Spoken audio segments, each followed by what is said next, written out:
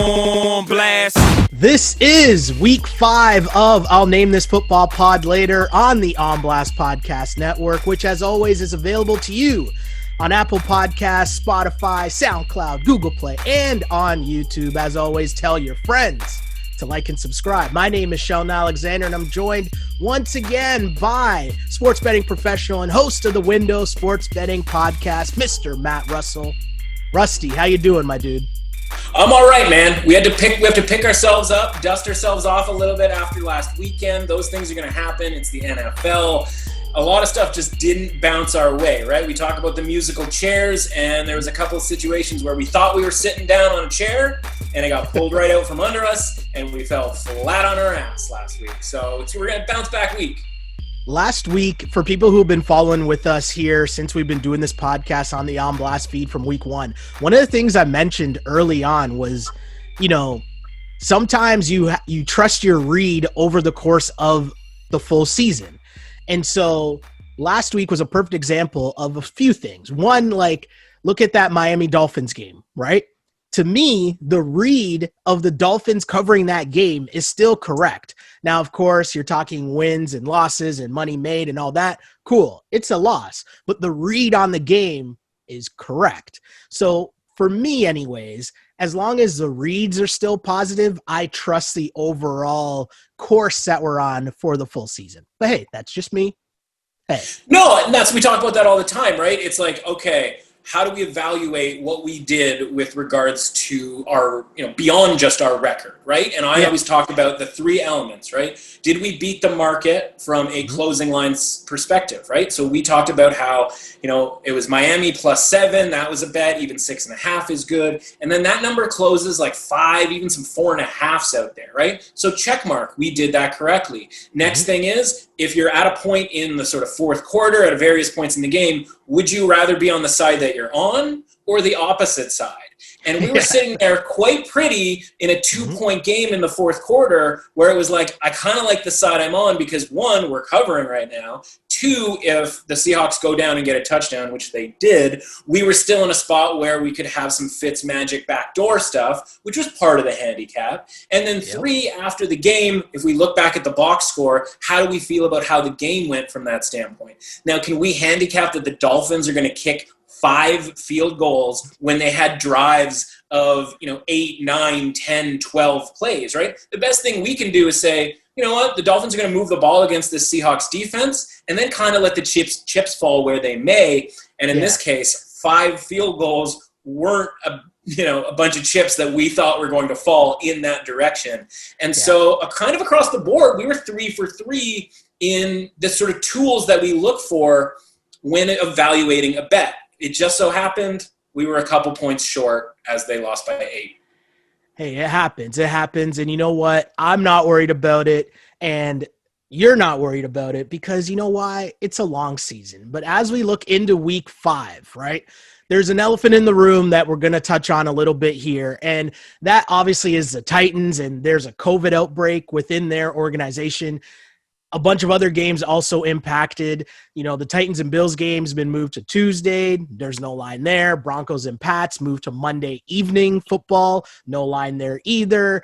And I'm going to be honest, and I said this on our other pod on the On Blast Network in regards to basketball, when basketball stopped and started. I'm not a doctor, and I'm not going to be out here trying to pretend to be one in public either. So if you want to get some football COVID hot takes, there's a bunch of other great platforms where you can go and find that stuff and people doing that. Cool. I'm not trying to play doctor in public because, hey, I'll leave that to the professionals. So there's a lot of different places you can go. Obviously, this is a super serious situation, and we obviously hope everyone is healthy and safe going forward. But as mentioned, I'll leave the COVID takes to the professionals. And we're going to use this platform to talk about the games that, as of now, we know will be played in week 5. So with that said, each and every week, as mentioned on this pod, right, we get together to talk a little football from a gambling perspective. I make my picks with the goal of trying to just win more than I lose at the end of the year. Mr. Russell comes in with the numbers. He's trying to hit you up and help you win some money. So we're coming at it from different angles, I'm trying to, gain some extra knowledge and meet him in the middle. And for the record too, so people know, my picks have no representation. I don't want to sully the name of Mr. Matt Russell with my horrible picks. So when I'm coming off a week and I post my picks publicly, and last week, 5-9-1 against the spread for the season, we're still 31-30-2. Here's the waiver that I'm putting up. Those are my publicly made picks. Mr. Matt Russell is an advisor that will try to talk me out of things, and there's a lot of times that I don't listen, for the record, just so people know. True, and listen, I didn't put you up to that because I think I would have taken a 5-9-1 record. Obviously, one of the things that we do differently is you are forced to pick every single game. You're forced by yourself to do it, admittedly. Yes. But your agreement with the audience is to pick every game, right? Yeah. My agreement with the audience is I'm really only forced to pick 5 games against the spread from a contest standpoint, and then I can sort of grade of importance every other game. And I can stay away from a game entirely, right? Like Jacksonville, Cincinnati last week. If I don't want anything to do with it, I can Homer Simpson into the hedge if I want to. And I'm not beholden to anybody as far as that's concerned, right? For me, I went 2-3 in the 5 games. And like, to me, that's a bad week. I think if I had picked every single game, I would have been like 4-10, something along those lines. And I'll readily admit that. But the point is like, I don't have to bet all of those games because that's just not what I do. But I think I would take 5-9-1 for last week relative to kind of how I did in that week. It was a tough week for sure. And as we kind of come into week 5 here, we're recording this on Friday for a couple different reasons, but one of them just being there's so much influx with the overall NFL schedule. But us recording on Friday allows us to talk about what happened on Thursday, and another waiver that I'll put up for the fans. And this is a yearly thing with me on my Thursday night picks. There comes a point in time where I advise people, you might want to start fading my Thursday night picks. I'm just saying, I'm being honest. It's just the way things go. I had the Bucs last night -3, and I know you did not have that, but what was your take on last night's game involving the Bucs and the Bears? Yeah, I mean, a couple of different things, right? So, first and foremost, I was on the Bears. I was on the Bears money line. I gave that out on the podcast. And, fundamentally, it's like, do I know the Bears are going to win this game? No, not really, right? It all comes down to value. And so, the important part sort of looking forward from that game is I've talked about in this podcast how you should make your own lines, right? Yeah. Like you should make your own lines for each week. And ideally what you should do is you should actually do it 2 weeks ahead of time so that you're not sort of poisoned by what happened last week. And the reason I sort of mention that is because the look ahead line, a line comes out well before this week, right? There's actually game of the year type lines. Like every line gets made back in like May, and then it gets made again before last week. And so before last week, which of course was Buccaneers beating the Chargers and Bears looking really bad against the Colts, the point spread was 3 in that game. And so it gets reopened at 5.5 early on in the week. And because of what we saw, maybe less from the Bucs, though I guess the whole making the big comeback against the Chargers gave them some credit. Though for me, that doesn't make sense to me. It makes sense to some other people. But more that the Bears looked really bad offensively against the Colts. And my point was, listen, if we're going to make that huge adjustment off of one game, I think we're doing it wrong, right? We wouldn't do that in basketball. We wouldn't do that in hockey. I always say, if we're doing it in football, like, what's the difference? And the difference is there's time between the 2 games, right? It's like that game gets played over and over and over again, right? So it ceases to be just one game. It's this whole, like, in and of itself, like, thing that happened that Nick Foles is awful. And it certainly didn't look good in the first quarter. But my point is that game gets bet down back to 3 yesterday. But it certainly wasn't public money or any of that sort of thing, right? Because you and everybody else were on the Bucs, right? And it isn't as simple as just like, oh, fade the public, they're going to lose. It's really just where is the value created, right? And so a point spread that I got at 4 when it should have been 3, right? There's a little value there off of the key number of 3, which is a thing we talk about a lot. Exactly. And the money line, instead of the money line being like plus 130, plus 140, was plus 170, right? So it's a little bit mathy here, but like from a probability standpoint, a plus 170 money line indicates something that should happen about 37% of the time. And I just felt like maybe not more than 50% of the time, but certainly better than 37% of the time on a short week with the injuries that the Bucs had. The Bears were just the right play, sort of from a value mathematical standpoint. Then the game starts, and I don't know about how you felt about it, but Tom didn't look all that great. And so that was sort of the handicap, right? That this is as bad as Tom's going to look based on sort of the range of outcomes that Tom's going to look any given day, right? He always carves up the Chargers. So he's going to look sort of maximum Tom at this stage of his career. And I think against the Bears, he's going to look about as bad as he's ever going to look this season. Yeah, I get what you're saying, right? It's kind of looking at the Bears in a good situation, being at home, but also just adding in the fact of all the injuries, short week. Tom Brady looks his age, if that makes sense. He's still not like – he's still a solid quarterback. He's just not able to do the things that – we assume he's capable of doing still because of the name and something you've talked about from the beginning, the Tampa Bay, that the public's always on. And so with them missing weapons, you saw that, Mike Evans played, but he was clearly hobbled, all of those things. And then just we still equate Tom Brady, and I know I'm guilty of this for sure, still equating Tom Brady being in New England, but Tom Brady not being in New England and being on the Bucs means you have a lot of things that wouldn't really go down in New England. One of those things being like all these penalties and undisciplined plays that Belichick is not tolerating at all. Whereas we know that is a characteristic of the Bucs before. And Tom Brady, the thought process of Tom Brady being on that team kind of masks a lot of those things. But the reality is, no, they're an undisciplined team. They take a lot of penalties that push them out of getting points, multiple possessions in that game. And hey, you end up not covering and you end up with an L, which is just horrible. And my guy not remembering what down it was.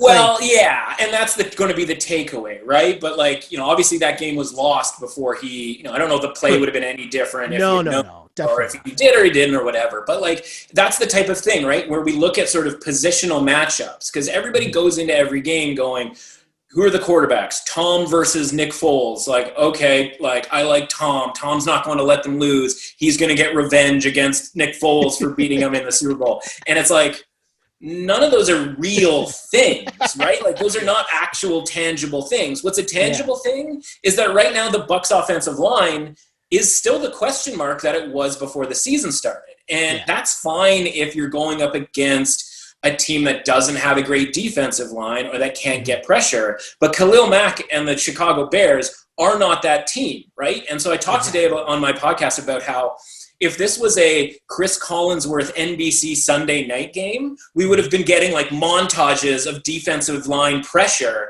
and he would have been pointing out Khalil Mack, and he would have been pointing out somebody else on the Bears and be like, this guy's eating them up, and blah, blah, blah. But it's funny because instead we get the Fox broadcast, which is a decent broadcast, but from a production standpoint, not nearly as good, and it's a whole different narrative, right? We're not giving the credit to the Chicago Bears defensive line the way that we should be, the way that we might be if this was on a different broadcast. So it's kind of funny to sort of see how that narrative shapes, which is important for us going forward because a lot of this stuff is separating narrative from what actually happened. So, you're totally bang on there. And, let's remove ourselves from my janky Thursday night football picks. I think I'm 1-3 right now for the season on Thursday night, which is just I'm telling you, if you go back to my picks year after year, my Thursday night picks are always bad. And it's always tough because I'm rushing just before the game's about to start. I'm looking at the line. I'm like, all right, I'm taking this team. It's just the worst thing to do. Well, the games are janky in general. It's Thursday night. They shouldn't be really playing the games. I'm glad they do it because, I'll take a football game anytime. But, they really shouldn't be playing these. And they're in incredibly difficult handicap. And like I was talking today about how, listen, I'm 2-2-1. I abstained from the first game, but I'm 2-2, and like I actually feel really good because I felt like whether it was the Browns game from week 2 or the game last week with the Jets and like the ridiculous cover by Melvin Gordon, right, and sort of getting all the numbers and that sort of thing.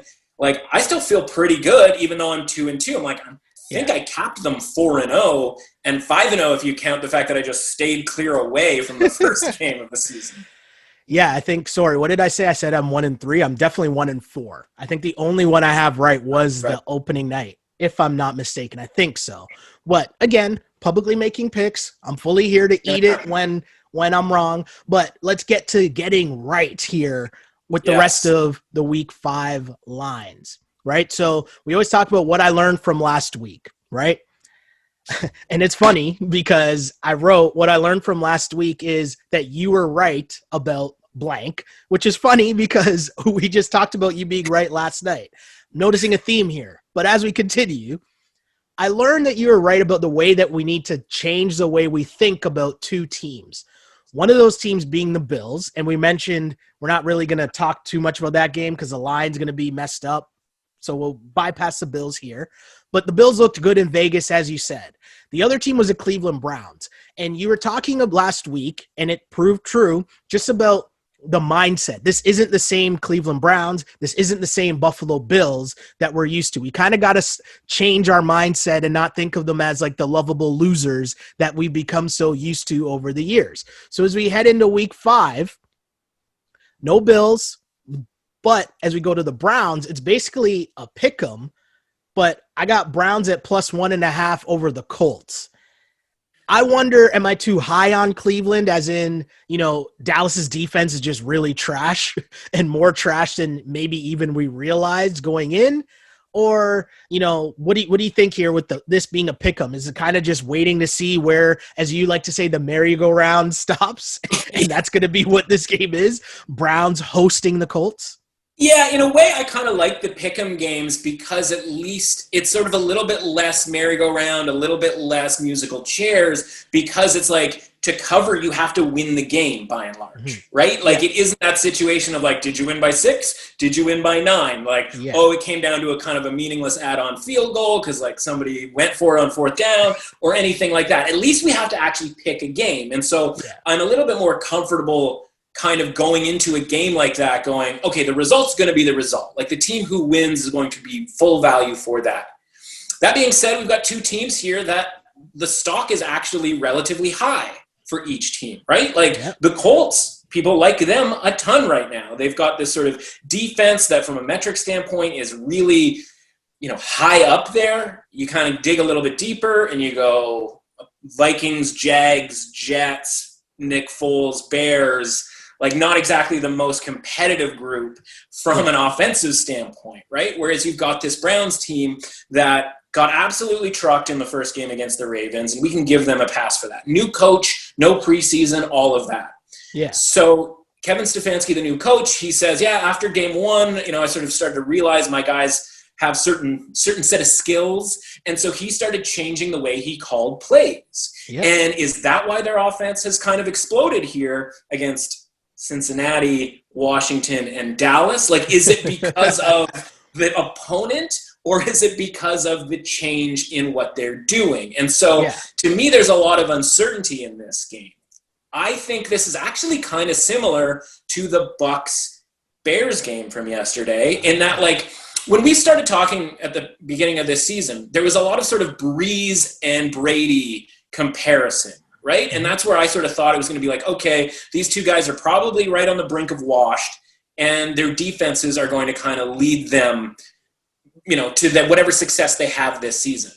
I'm now starting to think that it's really Bucs and Colts that are kind of the comparable teams, because the Colts defense has played, this much better. And I don't know that anybody's watching Phil Rivers right now and going like, that guy's still in his prime, right? Yeah, definitely and so not. so they're both kind of just still getting by here. last week was the first time I ever saw Phil Rivers wear sleeves. So when we're talking about October, November outdoor games here, of which the Colts don't have that many, and they were just good enough last week with just 19 points, right? Like, it's masked a little bit in that, they were in control of that game, but like they only scored 19 points. So to me, there's some vulnerability here as they go on the road to face a Browns team that's feeling pretty good about themselves. The problem is, do you think that the Browns are mature enough to be able to have a big win like they had against Dallas, that even if we think that Dallas's defense is garbage, it's still going to Dallas and getting a win? Do we think that they're mature enough to handle that, to come home and put up a similar level of game? I think they might be, because I like what I've seen from that team. It's just a game that, like, I'm going to need another couple days to decide how much I like them. That's fair. And the one thing I'll say about the Browns, you mentioned Stefanski, right? And kind of his MO coming in so far and putting people in positions to succeed. One of the things he talked about a lot was he's made a point of just trying to get the ball in Odell's hands. And in terms of reducing Baker Mayfield and putting him in a better position to succeed, meaning you're going to hand off the ball a lot more, right? But then also just trying to get Odell involved. And you saw a couple trick plays last week, whether it was a reverse and a great pass from Jarvis Landry. Crazy pass, right? But then also the reverse to Odell that he took house against the Dallas defense, but just letting your playmaker be a playmaker. And I think so far Stefanski has done a good job in adding stability to Baker Mayfield, because I don't think Baker Mayfield, I don't think he's as good as people make him out to be, but I also don't think he's as bad as he's looked, right? Do you understand what I'm saying? Like, he's not as bad as he's looked so far either. And so you just adding some calm. And if Stefanski's a person who's made Kirk Cousins look, right, like a legitimate or at least an average NFL QB, I'm here to give the Browns and him time to do the same with Baker, with the offense, with the running game, with the weapons at wide receiver. And I don't know if I'm buying this stat from the Colts defense. I wrote this down. Colts defense has allowed 945 yards through their first 4 games this season. That's the fewest allowed since the 2010 Ravens. That's one of those where, as you brought up, who did they play? Right? Yeah. Mixing in the Jets in there. And anytime you're mixing in that Jets offense, I'm like, Right? And we went last year, we went full 8 to 9 games thinking that the Patriots defense was historically good. And then it was like, oh, actually they haven't played anyone, as they started getting into an actual legitimate schedule in the second half. And all of that stuff evened out. So to say that this Colts team is really spectacular after 4 games defensively is probably a bit of a stretch. Now, the one thing to look for, on Fridays, injury report is key, right? Huge. And Darius Leonard is potentially in question to play. And as the middle linebacker on that Colts defense, who's going to be responsible for getting people in the right spot to stop the Browns' run game, which is what sets up everything when it comes to Baker Mayfield, right? And the two things that screwed Baker Mayfield was, one, getting drafted number 1, right? Because boom, there's a target on your back right there. And he's not exactly a guy who shies away from the spotlight. And 2 was getting involved in a team that was coached by Hugh Jackson that made Freddie Kitchens look like an upgrade, which got Freddie Kitchens the job, and he's even more incompetent than Hugh Jackson. And so this is still the first season where Baker's had an actual coach. Now, the reality is Baker's probably about a league average quarterback when you factor in everything around him, right? Yeah. But if you're put in a position to succeed, we're not talking Andy Reid level coaching, but maybe Kevin Stefanski from an offensive standpoint is good enough to tilt Baker from sort of league average to look like he's above average. And if that might be all that they need, right? Yeah, totally. And I agree with you there. I'm leaning towards, and the way that you look at the pick'em games obviously is totally right too, just looking at who you're taking to win. And in that situation, so far I'm leaning Browns, but as mentioned, we'll look towards, game time and see where that line ends up. And we'd love to get 3, right? Like that's Yeah. the dream, is to get +3. It got as high as 2.5. And really all you need to know is the fact that it got to 2.5, stopped there, and then whoop, turned the other way, right? Like it's that much money. Wouldn't even let it get to 3 because that's sort of where the market sees this going closer to pick'em, or even maybe Browns favored by the time Sunday rolls around. Craziness. We mentioned the Cowboys though, and they're playing host to the Giants. Cowboys hosting the Giants at 8.5-point favorites. Again, I'm going to repeat that. The Cowboys hosting the Giants at 8.5-point favorites. I'm going to be really honest. I can't trust Dallas's defense to cover a spread that high. What are your thoughts looking at this? Well, that's totally fair. And I think, part of the reason we do this is sort of your expression of kind of the one line first reaction to how these go, right? And I saw this line too, and I was like 9.5. Like who died and made the Cowboys 9.5? That's kind of my favorite thing this year, right? The who died and made them 9.5-point favorites. But the thing is, then you kind of look a little bit deeper into it. Okay. And so, that's terrifying. The Cowboys defense is atrocious. But when you look into it, you go, okay, how have the Cowboys gotten behind the 8 ball in all of these games? Like, we know they can come back. We know that they're explosive enough to do so, right? And they even had, a lead. Obviously, they won the game against the Falcons, but had, lead against the Seahawks, all of this sort of thing. And it's not it's obviously their defense is blowing it, but it's like, why isn't their offense scoring on every possession, right? Mm-hmm. And it's because of turnovers, right? Like Dak fumbles and it's all of a sudden a short field, and then the Browns like pound in a touchdown, and now it's sort of like, it's like tennis, right? Like they broke serve. Like it's like this team scores, this team scores, this team scores, this team scores. And why does it stop? It's because of turnovers. Now, do you really believe in the Giants to turn the ball over against the Cowboys? For me, I don't see that, right? Like the metrics are pretty okay on the Giants right now, but it's really more of a bend but don't break, right? Forced punts, yada, yada, yada, right? And so if they're not turning them over, if they're not getting the pressure against this Cowboys offensive line that's frankly in complete shambles right now, I fully acknowledge that. But it took injuries for the Cowboys offensive line to be in shambles. The Giants defensive line just isn't very good. And so if they're not getting pressure and they're not turning the ball over, are they able to get stops? And so if they're not able to get stops, is Daniel Jones at the helm the guy that you think can hang with the Cowboys in a game where I think the Cowboys can get to 31-35 relatively easily? And if we're talking about turnovers, Daniel Jones right now is the poster boy for turning the ball over. Fumbles, interceptions, all of it.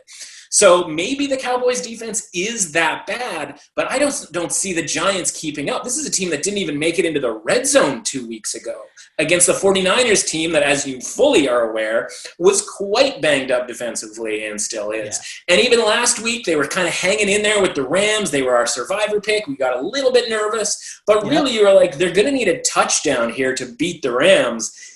And even when they had the ball like the 40, 30-yard line, you're like, I still don't really think this is going to happen.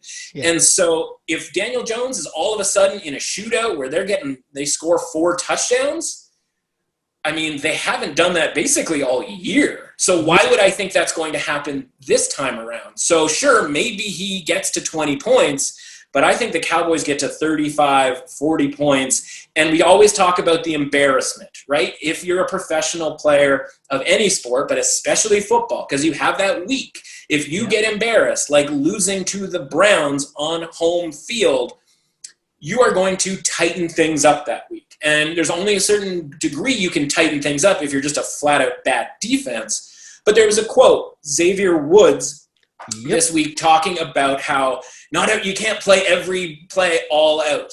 And it's like, on the surface, you go, oh my God, this team does not get it. Like, this guy doesn't get it. You do have to play all 70 plays every single time.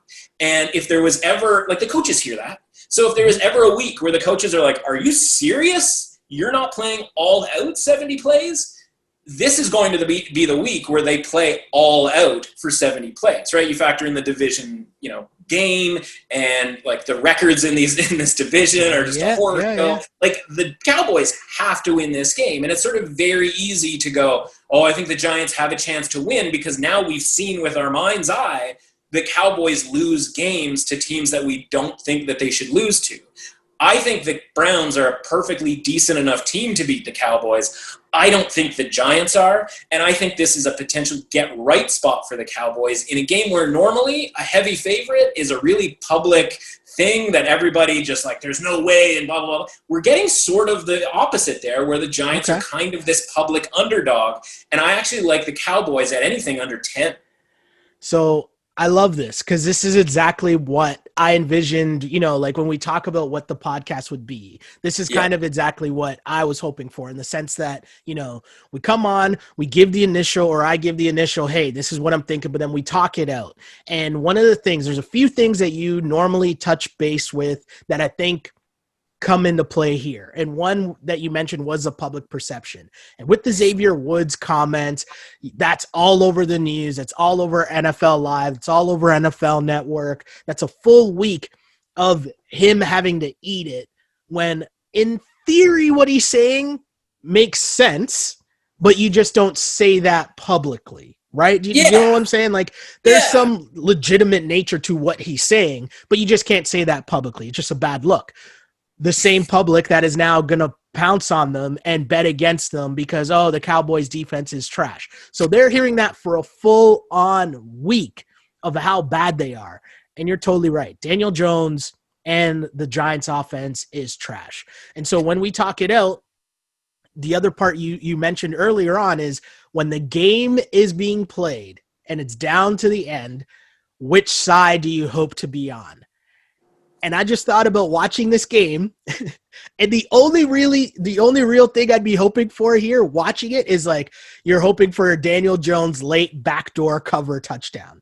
And I don't think that that's the side that I want to be on. Yeah, if the Cowboys are up 35-21 or 28-14, like, God bless him, right? But like, Daniel Jones isn't the guy to do it, right? And what's the other thing, right? The defense is really bad. They gave up 300 rushing yards to Cleveland last week. Mm-hmm. The Giants don't really do that, right? Like, is Devontae Freeman off the street 2 weeks ago? Is he going to tear up the Cowboys defense? And maybe he does, and I lose the bet because Devontae Freeman is all of a sudden 2014 version of Devontae Freeman. Yeah. I don't think that's going to happen, right? Like, maybe the case is, if Saquon Barkley was still around, that they were going to be able to do that. But like, the matchup just doesn't make sense for the Giants to be competitive in this game. And I think this is a real buy low situation for the Cowboys, which is always where we want to be, in the buy low, sell high game. I like that. I like that so much, man. Looking at that number and just thinking, if it's under 10, being comfortable taking the Cowboys. And I mean, at 8.5, okay, cool. I could ride with that. I like that. This is what we're here doing, thinking things through, talking things out. But you mentioned you'd be okay with losing if, for whatever reason, Devontae Freeman goes off or Daniel Jones goes off. You just tip your cap and say, all right, fine, I was wrong. One thing you were right about, and you tried to warn me about last week, was my boy Nick Mullins. Right? You did try to warn me about Nick Mullins. We went in and we had a long conversation about, I was saying there's no difference, or the difference between him and Jimmy G isn't that much. And then my man's Nick Mullins went out and threw one of the worst interceptions I have ever seen in my life, in a game where, I mean, the Niners, not only did they not cover, they lost the game. But, I mean, Nick Mullins now, heading into week 5, the Niners are 9-point favorites at home to the Dolphins. I got to say I love the points, but a couple things here that's important. Jimmy G returned to practice on Wednesday. Shanahan wouldn't say who the QB would be, though, if Jimmy G can't go. So that's the latest we got there. But either way, I'm gonna be honest. If I sniff out Nick Mullins is anywhere involved in this game, got to be on the points, no? Yeah, I mean, listen. If you're watching this, you've seen my facial reactions for the last minute. If you're not, I can assure you there have been a wide variety. And listen, you're a fantastic host because you're literally taking like the 4 right things that I said out of like 20 from last week and talking about them. So I really appreciate that, and that's probably worth mentioning. That being said, you know what? Honestly, like if we're doing this Friday, it's probably the only time we'll do it on Friday of the season, and it's for a variety of reasons, as you mentioned. Some I've talked about on my podcast, some you've mentioned here, but getting another day to get over what I did with that San Francisco game is crucial as well. And getting the Bears home on Thursday to make me feel better about just life in general was critical as well. I did probably the dumbest thing that I've done all year, right? I came on this podcast and I talked to you about how, yes, it matters. Jimmy G versus Nick Mullins matters. This number is, anything over a touchdown is too high. This is insane, And the line was 7.5 when we spoke on Thursday. By Saturday, the line had moved to 9.5, which, we talked about this. I was on San Francisco -6 because I knew the line would go up.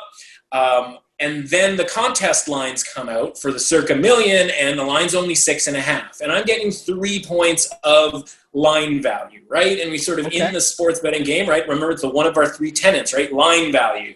And so I'm like, well, we're getting 3 points of line value here. Like I've watched a ton of this Eagles team. They're terrible. Like obviously the 49ers were good enough to cover against the Jets and Giants. And it's not that I talked myself out of it. It's that like this whole idea of getting 3 points of line value totally clouded me, and I ended up going with San Francisco -6.5, not the 9.5, because if that was the contest line, I never would have touched it. But I was sticking with that 6.5, going, well, they can cover, like they can get a 7-point win. Yeah. And then, of course, we saw what happened. And so I was just fuming the entire way and talked about it at length on Monday to the point where probably people were annoyed. But just the idea that, like, I sat here, talked to both of us, right, all about how this was too many points and all of that sort of thing, and I would never touch it at 9.5. And then I still got myself involved in Nick Mullins, only to watch him throw those interceptions. And it was just like, I can take losing, right? We talk about the musical chairs and the Dolphins and the, Buccaneers and all of these other teams that sort of, it lands where it lands. But to do something that dumb, I was just devastated. And I may not still be over it, but at least I can kind of laugh at it now that it's Friday and we've had a few days to get that behind us. So that wasn't our final moment. As for the game that you want to talk about, I just think the Dolphins are decent, right? Like, I think that they're good enough, and they will be able to move the ball against the 49ers defense that I wasn't all that impressed with. Obviously not a ton of points necessarily for the Eagles, but that's an Eagles team that if right this second you ask me whose offense would you rather have, I'd rather have the Dolphins offense than the Eagles offense as currently constructed, right? Yeah. And so we're back in that same situation where we go, are the Dolphins the same as the Eagles? Are they better than the Eagles? Are they worse than the Eagles? And I think a lot of people would sort of say they're worse, but I don't think that's necessarily the case. And so if we're getting the same 9.5 point spread on a San Francisco home game, like for one, Jimmy G better be in the starting lineup, right? Because otherwise it's completely insane. And the fact that this number is even still, even available at this point tells me that he is going to play, but are you going to get sort of the best version of Jimmy G? And is that version good enough to go up 14 points? Maybe it is, but I don't know that the defense at this point is good enough because you got to pressure Ryan Fitzpatrick. If you can pressure Ryan Fitzpatrick, it gets ugly quick.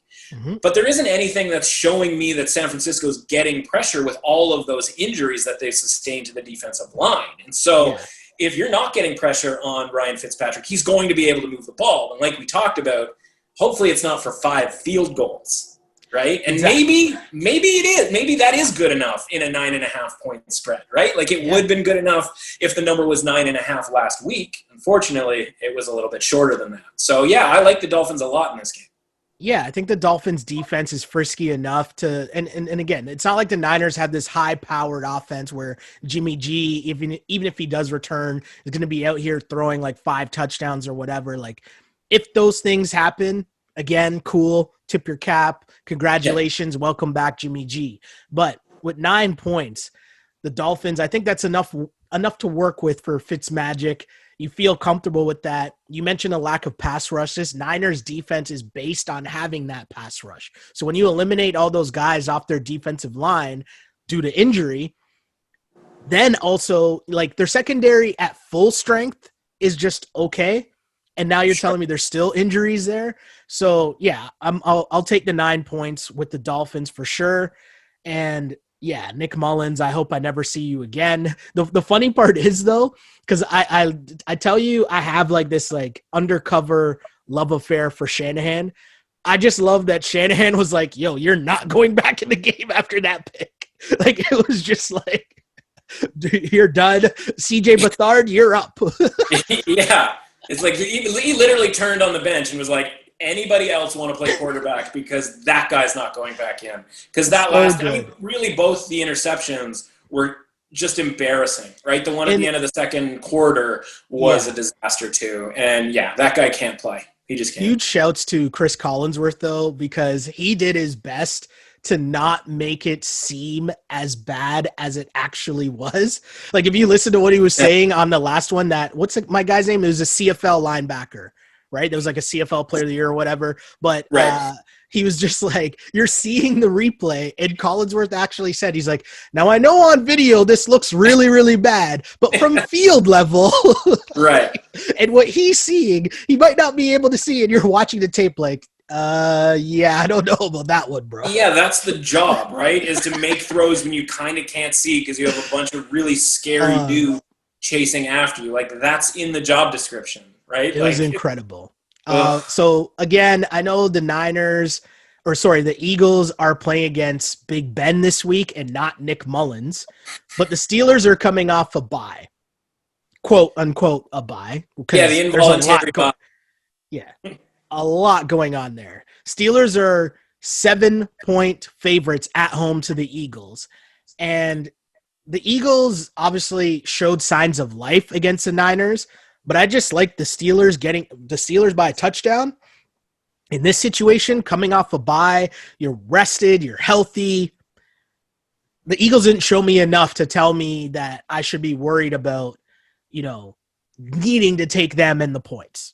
That's my one-line read heading into this. No, and that's exactly how I felt about it too, right? And unlike the Giants-Cowboys one, I haven't seen anything to sort of take me off of that. I mean, you do sort of see, the Deshaun Jacksons and Alshon Jeffries in practice, so maybe there's less of a cluster injury situation for Philly there. But if they don't have a healthy offensive line, this Steelers team should be a team that can take advantage of it, right? Whereas San Francisco last week wasn't a team that could take advantage of a banged-up offensive line.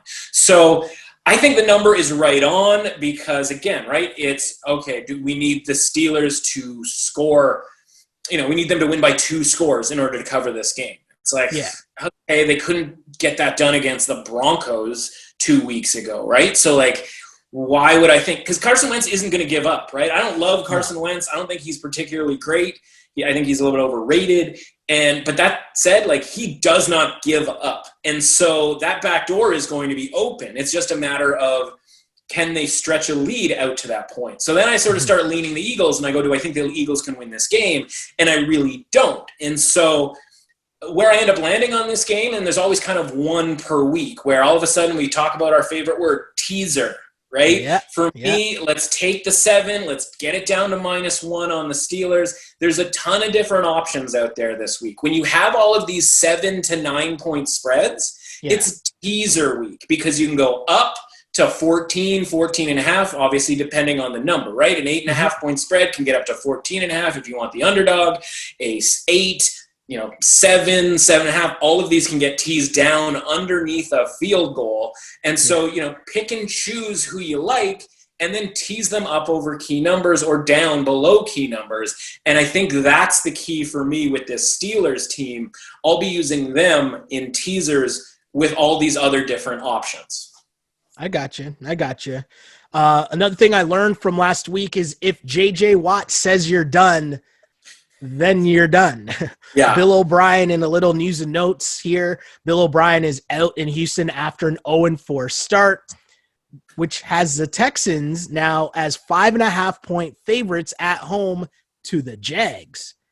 Now, I mean, I kind of look at this, and we talked about this with Dallas a little bit, right? If there's a week where you're going to have the game where it's like, all right, now we're ready to go. Now we're here. Let's go. This would be it against the Jags, no? Yeah, I mean, that's, again, the sort of first inclination narrative thing. And again, I can't necessarily disagree with it. And just as a little teaser for my podcast, Sunday is our, big final decisions with regards to Circa Million, right? The 5 games against the spread that we're rolling with, and the Circa Survivor contest. And friend of the podcast, David Pereira, is on, and he's already sort of teased me to say that he is going to make the case for the Houston Texans as our survivor pick. Ooh, okay.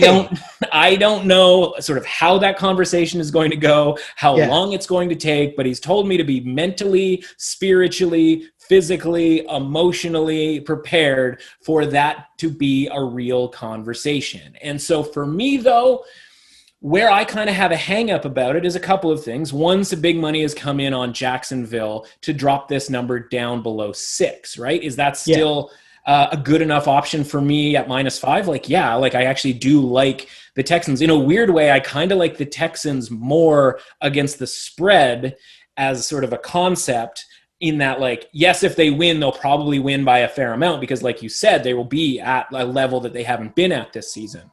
Mm-hmm. But if they don't, there's a very real possibility they lose the game outright, right? So it's not going to be a 3-point Texans win in this one. And I'd be a lot more comfortable with this if, when a coach gets fired and they bring in sort of the, interim guy, if it was a guy who I trusted more to make good 4th down decisions, good clock management decisions, but it's Romeo Crennel, who's 70 plus years old. And so what is his job necessarily, right? And he's the defensive coordinator, and that defense has not been good. So there's already some question marks about his competence, even just in general. And so it's not like these coordinators here are really killing it. And so I'm very concerned from that standpoint about trusting him in this game. That being said, Deshaun Watson against a pretty poor Jacksonville defense is sort of the saving grace here potentially. And it's hard to imagine they go 0-5, especially considering the 4 teams that they've played to go 0-4. And that this is just really just punching down against a Jacksonville team that's struggling right now and is pretty banged up. And of course, the injury report will matter with them as well, with some guys that they have on defense. Yeah, for sure. And I'm with you there. Liking the Texans in this game is kind of like a show me game for sure. But Bill O'Brien wasn't the only kind of news and notes thing that happened this week. There's also new starting QB in Washington, as Dwayne Haskins has been benched for Kyle Allen. And the Kyle Allen-led Washington football team are 7.5-point underdogs while hosting the Rams. I don't really have a good read on the Rams team, to be honest, yet. I don't have a good read on them. Right. The Giants game kind of threw me for a loop as the Giants are able to hang around. But I really don't get this Kyle Allen versus Dwayne Haskins thing. I don't have a good answer on that either. I just don't have a read on this game, period. Sure. If I'm leaning, I'm taking the points, but do I really want to be rooting for Kyle Allen down the stretch? Not really. It feels a little week 3 stinky, right? Remember that week where it was just get into your stinky mode because it's going to be kind of gross. So, a lot of people don't know all that much about Kyle Allen, but of course he played last year for Carolina, coached by Ron Rivera. Right. Yep. And so there was varying levels of success. Some games he looked okay and some games he didn't. Right. And that's just kind of backup quarterbacking. Right. So if you're reading between the tea leaves here, right, on the surface, you go, Haskins is the top pick. And if he's not playing, in theory, it should be a downgrade. But when you're a coach who, for one, literally when Ron Rivera got the job with the Washington football team, he said, I want Kyle Allen on my team. Right? And maybe not necessarily as the starter, but certainly as the backup. So there's a trust element. And with these coaches in the NFL, a lot of times it's, are you running the plays the way I see them being run, right? Are you making the correct reads? Are you making the simple, accurate throws, right? And if a quarterback's not doing that, it's kind of almost insulting to a coach in a way where they just go, I just want somebody to run the play correctly, right? And it's not like Ron Rivera has any commitment to Dwayne Haskins, right? He was not the coach of the team when he was drafted. He was not involved in any way, shape, or form in that decision. So there isn't that emotional attachment. So in a way, maybe he's like given him 4 games and was like, if you can't get it done, I don't have the patience for this. Let's get you out. Let's see what a guy can do here. He also mentioned if there was a team in the division who was 4-0, he would probably just keep riding Haskins. But he's looking around at this team, and maybe he's foolish, but he's looking around and going, man, if we just had better quarterback play, we might be able to win a couple more games here and actually like sneak our way into the division, right? Like he's already got a win against the Eagles under his belt, right? So they're like very close to being in first place in this division. And so he's going, there's enough guys, right, with Steven Sims and Terry McLaurin and the couple of different running backs that they have, that it's like, I think that they can compete if they just get that game manager style quarterback. And with the Rams here coming into town, you're right? Like looked really rough last week in a spot where we really thought we were going to get the best version, the high-end range of the Rams after losing to Buffalo. And we talked about how if this wasn't a COVID season, they probably get flat out blown out by the Bills because they're coming in that second half. And, the place is completely up for grabs. They're not going to be able to hear themselves think, right? Because it was quiet. They were able to run their offense, get back into that game, and actually probably could have, should have, maybe won that game. So we could, in sort of a different universe, be seeing a team here that might be not as good as maybe we thought based on the fact that they beat the Cowboys in a close game at home to start the season. And then they beat the Eagles, a team that hasn't shown us all that much. And then they, in theory, could have been blown out against the Bills. Certainly were getting blown out at halftime and then struggled to beat the Giants. So before the season started, not that many people were high on the Rams. And then sentiment started to turn. But if now that we sort of look at it as a whole, I don't know if that sentiment really should be there. And so you're getting 7.5 points, I think, is key on the road. We saw last week that the Washington football team was able to score the last touchdown of the game, in this case, sort of pushing those numbers on 14, right? We talked about how 14 is not a number we want to mess with. And that, sure enough, that was pushed last week when the Ravens went up 21 and so on and so forth. In this case, this could easily be a 14-point game, right?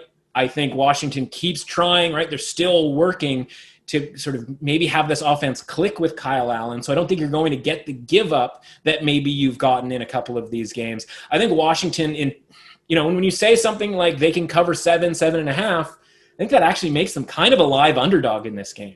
Oof. Okay. I like it. A new starter also named for the Chargers. I was about to call them San Diego Chargers for the record. But new starter there, Justin Herbert. And he's looked pretty good so far as the rook, pretty solid. And they are in New Orleans as 7.5-point underdogs. And you mentioned a couple weeks ago, or it might have been last week, just this narrative with this Chargers team in terms of just taking the points, whether they're favored or whether they're the underdogs, just taking the points. And at the 7.5, that extra 0.5, that will always help me jump on taking the points. But I want to ask you just what you think of this matchup here as the Saints host the Chargers with their newly named starting quarterback. What do you like here? Yeah, and hopefully they don't stick a needle in him. So, listen, I did say that. You're right. I mean, the fact that that's 7.5, it's made some cameo appearances at 8. Like, they're really kind of fishing us into the Chargers here, I think. Okay. I don't love this game, man. Like, I'll talk about it more on Monday on my podcast once I sort of get more information, once I get a better feel. It's certainly not one that I want to attack a couple of days in advance. Like, what version of the Saints are we going to get, right? What defensive version of the Saints are we going to get? Are we going to get the version that the Chargers can move the ball against, that could be very live to backdoor a game? The Chargers team is pretty good, right? Like, that was coaching malpractice by your boy Anthony Lynn on Sunday. And so, like, when I look at that, it's like, man, I don't know that I can trust him. Like, we know, like, we've talked about how he's not good at decision making, right? And sometimes that doesn't matter when you're getting that many points.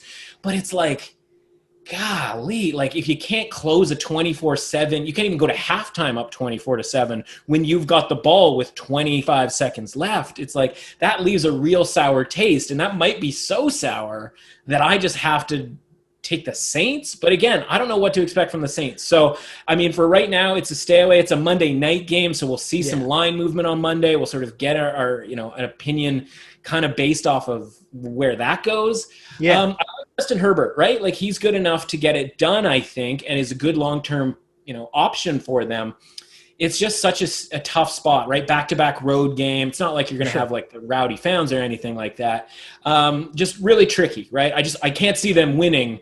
And so when you go, like, I need them to at least picture the chances of them winning to take them on the point spread, like I did with them against the Bucs last week, right? Yeah, like I even kind of did with the Chiefs. Like, I didn't want anything to do with live betting the Chiefs. I didn't want the Chiefs on the money line because, like, I kind of see the Chargers could win this game. Same thing with the Bucs. I just don't have that feeling right now.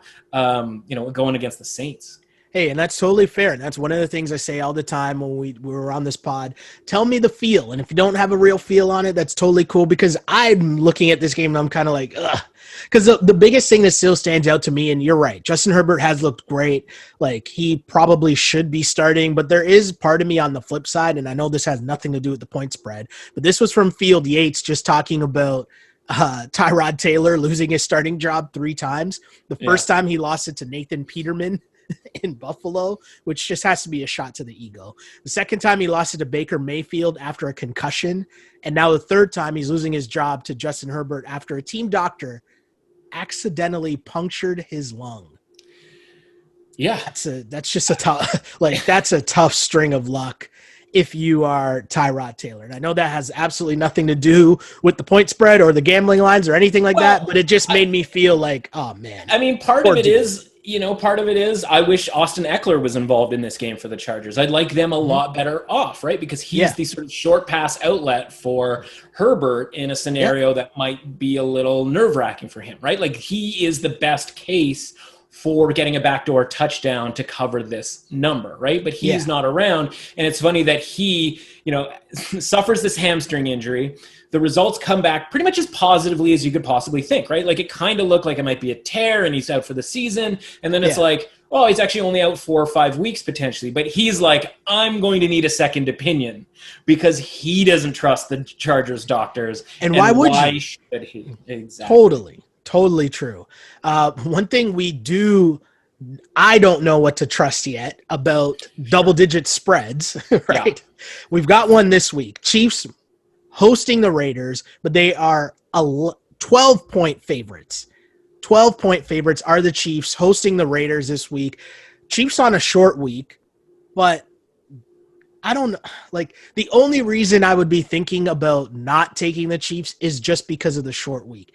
Everything else doesn't tell me that there's a reason for me to be, essentially, as I mentioned earlier, rooting for Derek Carr on a backdoor cover, right? Like, that's literally the only thing here that I see, and I'm just like, nah, I don't want to be in that position. The Chiefs offense didn't look that good against the Pats, and this could just be the game where it's like, no, we're okay, we're cool. We're back to your regularly scheduled program. Mahomes just bombing touchdowns all over the place. Yeah, and that's what he does against the Raiders, right? Because we've talked a couple of weeks ago about how the Chargers have, the sort of elixir, if you will, from a plan standpoint to sort of slow Mahomes down. We've seen that over the course of the last few years, right? The Patriots, do with Belichick, right? We saw that just on Monday. The Raiders are the exact opposite, right? Like, they have no clue on how to stop Patrick Mahomes. So like for me, it's a stay away because you're right? We've got double sort of letdown spot here. Ravens game on Monday night, followed by a Patriots game on Monday night where there was all sorts of craziness going on with the Cove. And so now you've got like short week with that, where you go like, we can walk through this, sleepwalk through this, and we're going to beat the Raiders. And you're right. It's probably going to be a scenario where they're up 17 points and you need the Derek Carr backdoor cover. The Raiders offense has looked serviceable enough that I wouldn't rule that out. And their run game is sort of decent enough that like they can limit possessions potentially too, right? Kind of like how the Patriots did against the Chiefs. So there's a couple of reasons to like the Raiders on the spread. It's just, for me, it's going to be a stay away. I can't lay the 13 or the 12 with the Chiefs, right? I just can't do that. That sort of, That's fair. First of all, kind of goes against my general belief system because the Raiders have a functional quarterback. We always talk about that with the double-digit spreads. Correct. And, again, like it's not like completely hopeless for the Raiders. It's just the fear of the Chiefs and what they've shown us with regards to their plan against Patrick Mahomes in the past doesn't really bode well. So I think it's a stay away, but if I absolutely gun to my head had to do it, I think I'd do exactly what you said. It's Raiders and then hope Derek Carr can just get that last touchdown. This is going to sound weird because I know my normal take is to take the points at all costs. What you've got me thinking about the most though is just I can't be in that. I don't want to be in that position where I'm sitting there rooting for Derek Carr on a backdoor cover. It's understandable. It's just a tough spot to be in. Yeah. But hey, that's what we do here. You got to make those tough decisions with the double-digit spreads. It's not going to change. We're only in week 5, so you're going to hear a lot more of me complaining about these double-digit spreads for the whole season. One thing I'm not complaining about so far, the play of Teddy Two Gloves, and especially the play of Teddy Two Gloves without Christian McCaffrey in the lineup. And you mentioned early on in the season that sometimes, especially involving point spreads, we kind of overvalue the role that running backs play. And Christian McCaffrey went down, and you would think the public is like, oh no, the Panthers are done. They have no chance. And instead, it's gone the other way. But this week, they're in Atlanta, and they're getting 3.5 points. Because of everything I just said, I want to take the Panthers. They've been good to me the past few weeks. But at some point, doesn't Atlanta have to, have just one of those Atlanta games? Well, first and foremost, they're not getting 3.5 points anymore. Oh. They're getting 1.5 points. Oh! 3.5 was very much the look ahead and sort of obviously a thing that we all probably should have bet.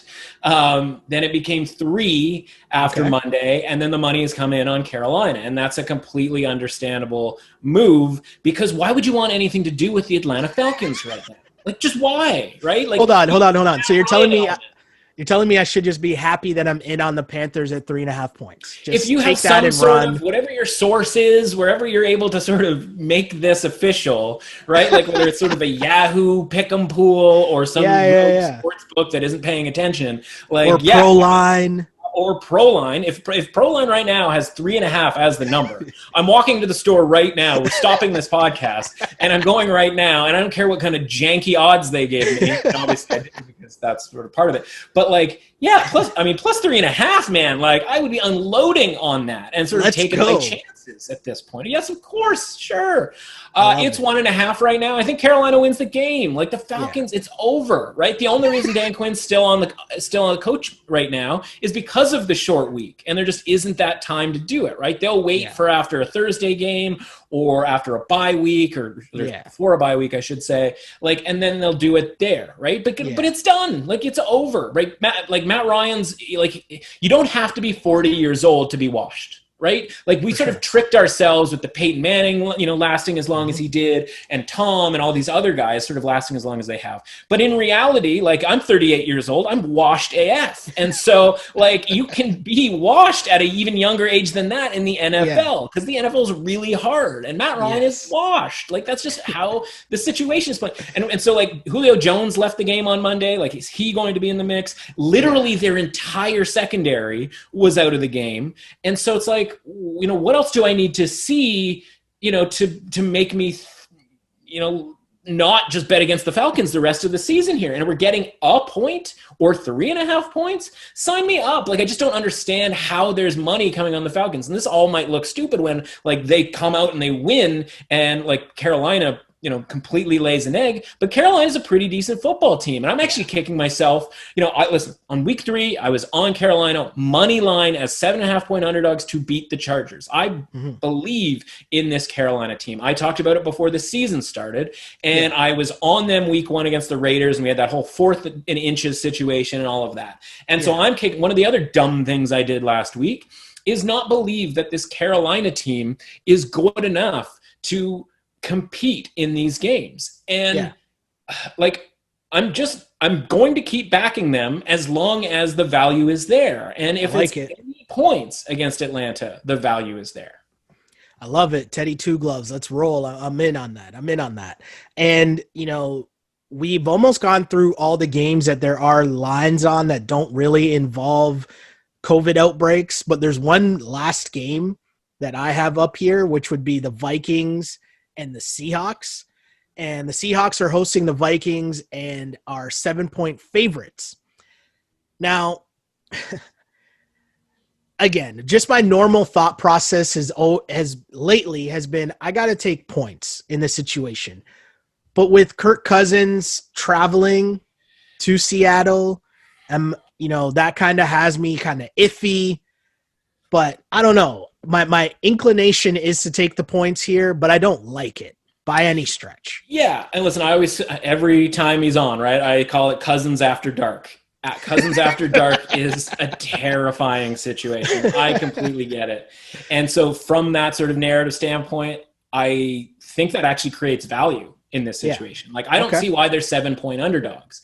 Like, listen, and I'm on record as saying the Vikings stink, right? But these opinions in the NFL, they need to be, you need to be able to change how you feel when you see stuff evolve, right? So when you go from Justin Jefferson not really knowing what he's doing out there to all of a sudden he's maybe one of the better receivers in the league, like, that means something. And so if this Vikings offense can do what they've been doing over the last couple of games, and now the defense starts to round into shape just from a plan standpoint, right? Remember, we are in week 5. We've talked about it with a bunch of other teams. The preseason, weeks 1 through 4, the sort of on-the-fly preseason is over. And so Jefferson mentioned it even just as a rookie, as a wide receiver. But I think the same thing applies to the Vikings defense, right? Where a lot of it is sort of organization on defense, right? Like, think about defenses in general in this day and age. Like, who's the shutdown corner in the NFL, right? We've got an era or eras of shutdown corner. There's always been a Revis Island or this or that or whatever. Who's the shutdown corner right now? Like, there really isn't one, right? No. Who's the guy, the dominant defensive line player, right? Like, sure, sometimes Khalil Mack is involved in a great deal,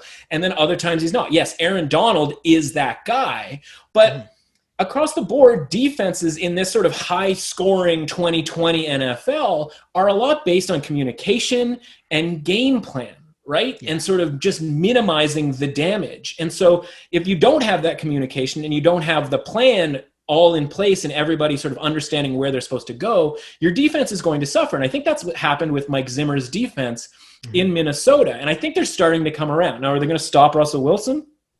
Probably not. But Jamal Adams is out again for the Seahawks, and I'm sure a couple other guys will be out because they're going into their bye week, and they're sitting at 4-0 right now. So there's no reason for them to put Jamal Adams out there because he can take 2 more weeks off, right? And there's going to be a couple of other guys in that same situation. And so I think this game's going to be a shootout. That's not rocket science. The total's like 58 right now. So it's not exactly like I'm breaking any news here necessarily. And I just think that the Vikings are a live dog here because, again, we could have that same Dallas versus Seattle situation, right? Like, tell me there's any difference between Minnesota and Dallas right now. That line was 5.5. This line's a full 7. Why wouldn't I like Minnesota plus the 7 in this situation, I like it. Kirk Cousins plus 7, sure, why not? It's scary, I get it.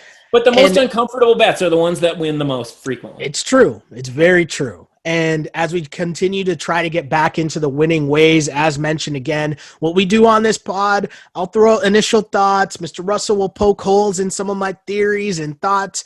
And then by Sunday, most likely on Saturday for sure, I'll have my final picks that are up on our On Blast site, which is onblastpodcast.wordpress.com. There's links in my bio and on Twitter and all that fun stuff to find the full picks there, along with the podcast, which is really here to talk you through your picks, right? Whatever your picks end up being, at least we want to help you be more informed.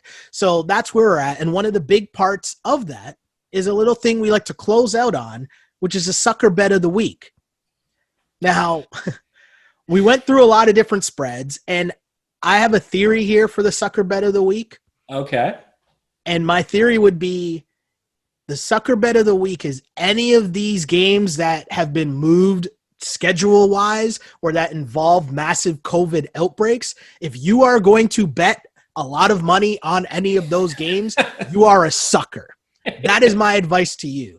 And I'm saying this, not meaning it towards, yes, super safety and health things going on that are super serious. But I'm telling you, if you're going to put money down on any of these games that are being moved because of COVID or outbreaks within teams, and we don't know who's in the lineup, who's not, that's on you. That's my ploy right there for the sucker bet of the week. Yeah, it's very much an existential big picture sucker bet of the week. And I'm fine with that. I think there's a couple of different ways I take it. And to be honest with you, I think the sucker bet of the week actually happened already. And I think that was last night. Okay. Like I hate to sort of I like it. Sort of after the fact, because that's not really helping anybody, right? I think there's a possibility that the Bills end up being the sucker bet of the week. Now, we don't know what the line is necessarily, but the contest line that kind of came out early in the week when we thought it might get played in the structure of, the normal schedule was -3 for the Bills. And so I think that's a little sketchy, right? Like that's a little too high. It's very easy to go like the Bills are rolling. And like we've talked about that as far as like looking at them as an offensive team and not this defensive team that just kind of try to score 20 points and hang on. So I think there's some sentiment that's going for the Bills. Obviously, like people don't like the Tennessee Titans very much right now for the sort of obvious reasons. And so it's going to be very easy on this sort of Tuesday night game to be mad at the Titans and take the Bills. And so if this line ends up being 3 or any sort of higher than that, I think we could have a very similar situation as to the Bucs and the Bears, where it's like, oh, it's a relatively short number with a team on the road. But I'd be very wary about betting the Bills this week, especially given the games that they've had over the last couple. But unfortunately, based on sort of betting percentages and all of that kind of stuff, I think the sucker bet of the week was last night. No, that's cool. That's totally cool. In terms of our survivor pick, you kind of said, you mentioned, and I like that as a tease. No. I like it as a tease for your podcast, for people to go listen to that full-on conversation, because that's super interesting to me. And, I'm intrigued. And as you look around, there's some weird games this week. I mean, you might have to break one of the rules in terms of taking a division matchup, maybe. So there's a lot of different things floating around, but I do like this week kind of leaving that as a tease for your podcast and getting people to go check out this weekend, the Window podcast, where they can find out the full-on pitch for taking the Texans. Yeah, I mean, and the truth is like, I don't know what our survivor pick is actually going to be, right? And you're involved in this crew, and like, I don't know what it's going to be. And sort of, I am kind of the gatekeeper in that, like, if it ends up being the Texans, like, I will have let that get through the gate.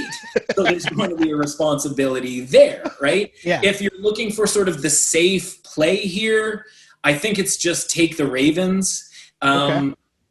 Obviously, if you're trying to win this thing, saving some of these good teams over the course of the rest of the season, again, depends how many people are in your survivor pool, right? If there's 4 people left, like, sure, like, try to win it early by taking the Ravens and that sort of thing. If you're going up against, 600 people, which are what's left in the Circa Survivor contest, you have to plan for week 15 and week 16 and things happening in that situation. So, I sort of, and this is, again, sort of a tip, right? Whether it's, make your lines early on, plan out your survivor, right? List all the good teams that you can trust. And I think you'll find there's about 15 good teams that you can trust.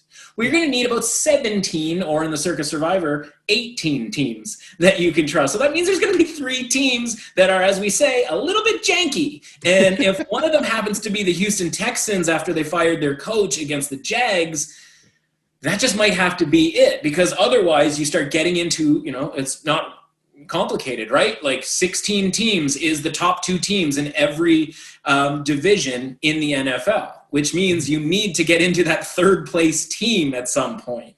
And if that's the Texans, maybe that's the Browns at some point. Like, that's where things get a little rough, but it's going to happen at some point, and maybe that some point is this week. But if you're playing it safe, I think the Ravens are the best option. Don't try to get cute with road teams like the Rams or the Cardinals. Yeah. I mean, listen, Joe Flacco, assuming that game even goes off, Joe Flacco's involved for the Jets, so I understand the sentiment, but I would stay away from those, because those could trip you up. Totally true.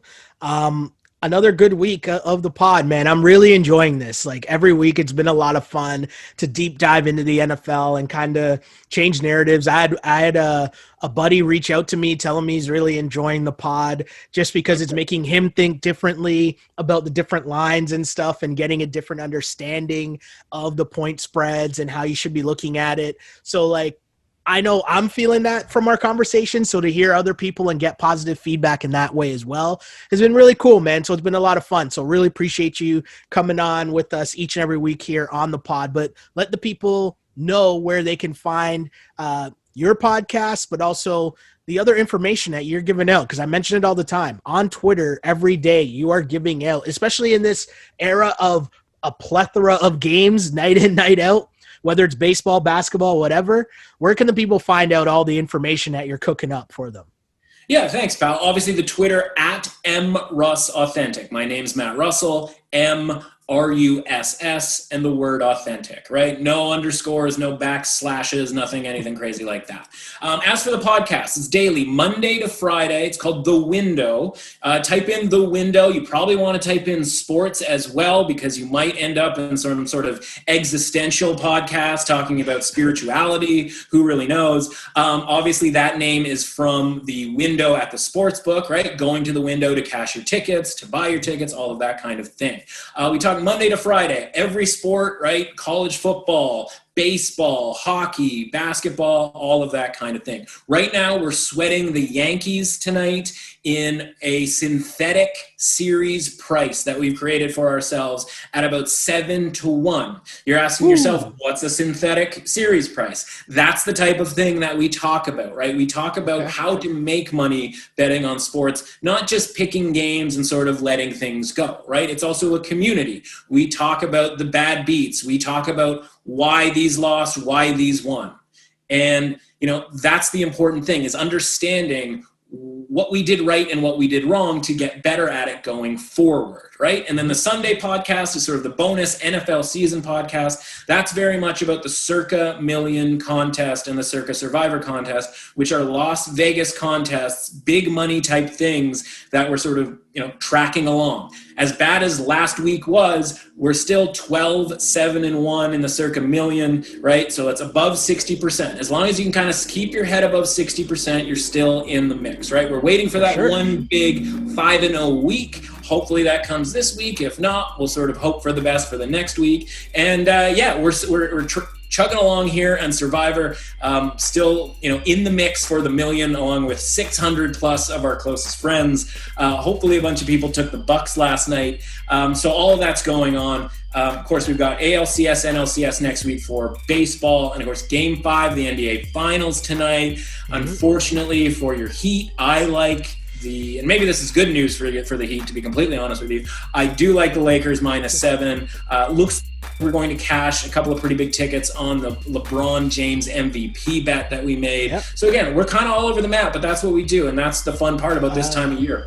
as you mentioned the Heat, what side were you on that Tyler Hero 3 at the end there? It wasn't great, sir. It wasn't Okay, great. sorry. Wasn't My great. apologies. I'm sorry I brought it up. Well, that's the other thing, I'm right? And sorry. we lament that's the type of stuff, right? Where we go, Yeah. okay, like that happens, and like you say when you're talking about your picks, right? You're accountable, and I didn't feel that bad about it because we weren't necessarily on the right side, right? That game wasn't being covered by the Lakers for much of it, and just the way that the NFL season had gone, or at least the NFL Sunday and Monday nights, or a couple of bad beats on those Monday night games that we didn't really talk about. And so on Tuesday, you're sort of like, it would be really nice to kind of be on the wrong side, but get a wrong side winner. And then Tyler Hero just ruins it for no us. reason. For no reason. And how many times have we seen them just dribble the ball out at the end of the game? Like, that's happening constantly, and then they go and shoot it. So anyway, that's the kind of stuff that you just have to laugh at. His percentage was terrible, right? Like, he didn't have a good shooting percentage, and that's normally where dudes just dribble it out because they don't want their shooting percentage to look even worse. But anyways, again, I really mean this, listeners to this podcast. If you like what you're hearing here, then it's more in depth, it's more knowledge, it's more information to help you win money. Again, that is the Window Sports Betting Podcast. Wherever you get your podcast, you can find all the goodness that Mr. Matt Russell is dropping, the knowledge that he's dropping on a daily basis. And of course, he'll be back with us next week right here on this, what we're calling, I'll name this football pod later, on the On Blast Podcast Network. Huge shouts to the people that are still rocking with our Ball on Blast podcast, which might be wrapping up soon before, sooner than I thought, for sure. But, we'll be here still talking about NBA trades, NBA, off-season stuff, which we know is always fun in the NBA. So that's the Ball on Blast podcast. You can find that as well on the On Blast Podcast Network. Thank you guys for liking and subscribing wherever you get the pod. Like and subscribe on YouTube. That's huge to keep the train moving here with what we're doing here on the network.